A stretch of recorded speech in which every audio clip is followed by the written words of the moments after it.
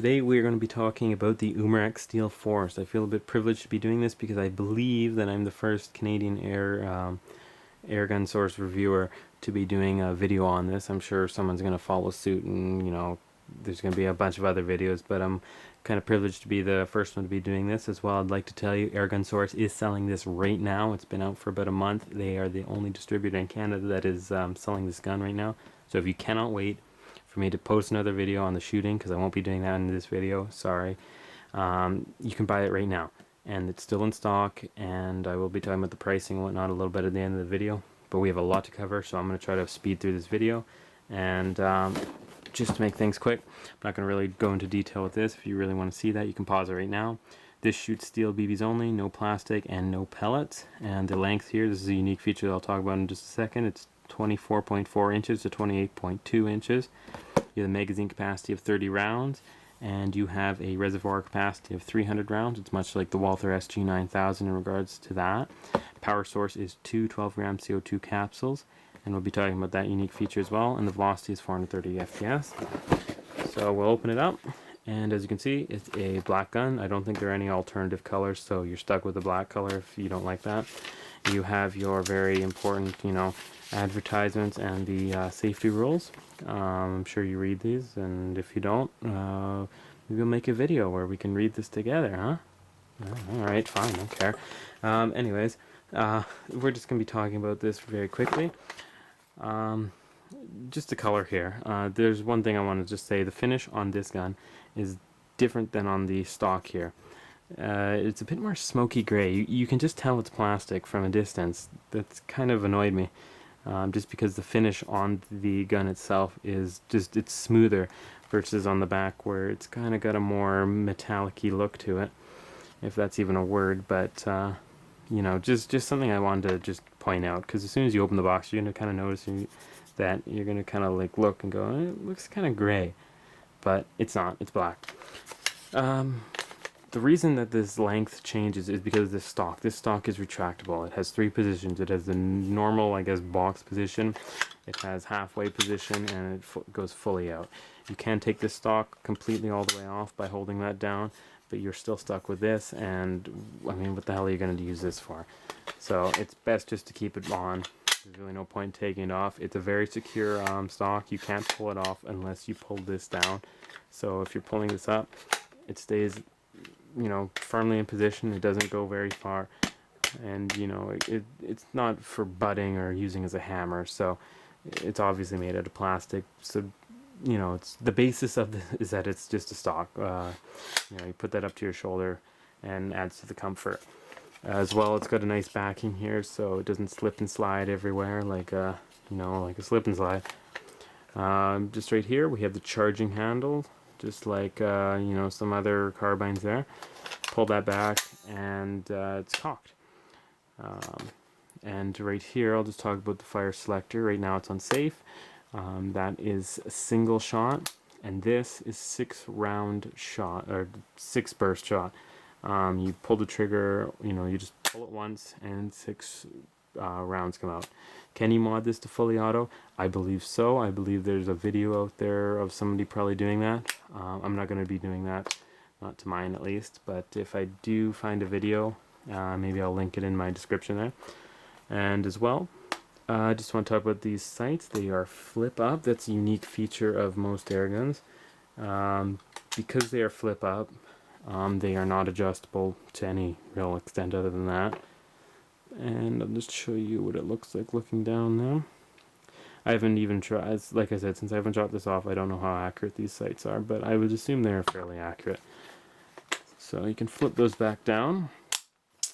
Here, actually in the front of the gun, is the BB reservoir. You pull the rear front sight down, and you put 300 BBs in there if you feel like individually counting them. And the BB reservoir, I believe, is somewhere in here. And here is where you pull this back. You put it in its kind of like locked position. You shake the gun, and you do like the Walther SG9000 little dance there.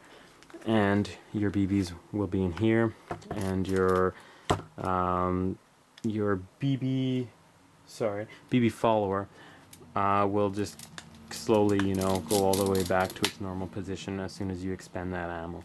So you can have 300 rounds in there, but you can only have like 30 in this magazine. So it's not like you're firing off 30, or you can only fire off 30. You're not going to be firing off 300 because you're going to have to do the little shaking dance and whatnot to get those back in there. So there isn't really a magazine, despite this being a magazine that actually pops out. So let's talk about here. Here's the ejection button right there. Push that down, and it is not a drop-free mag. Even if you shake this thing, it doesn't really drop free because there's a bit of like a safety almost. It kind of just catches it before it comes down, and you have to push that button, and then it will fully come out.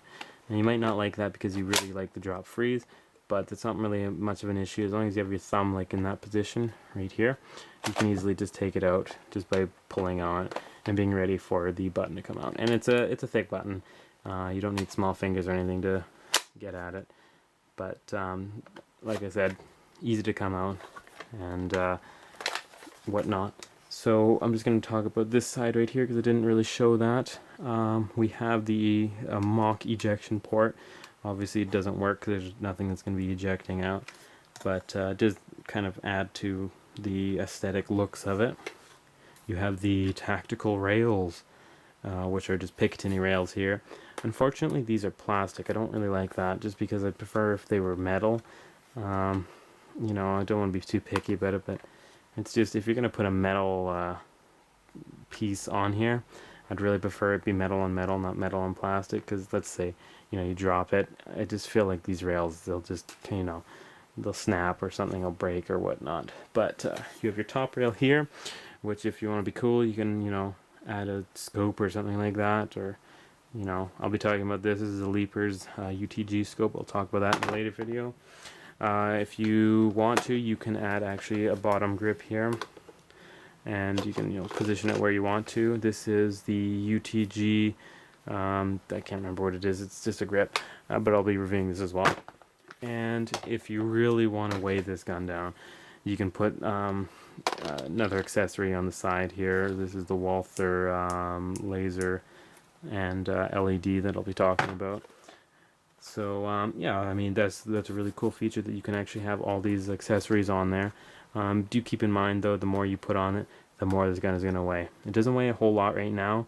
I'll put exactly how much it weighs, you know, just on its own before you put any accessories on, so you guys get to know. It's actually fairly lightweight despite what it may look like. So as you can see, I can just hold it with one hand quite easily.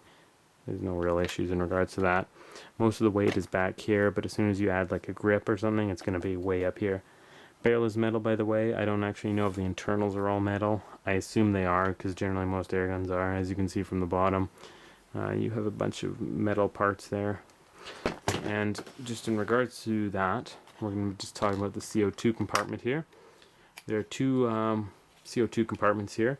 I don't know if you can fire this gun off using only one. I believe you probably could, but the good thing about this is that when you're firing this off, the CO2 kind of, instead of concentrating on just one CO2, the dispersion of, you know, how cold it gets, the rate of how it gets cold, will be dispersed between two instead of just one single one.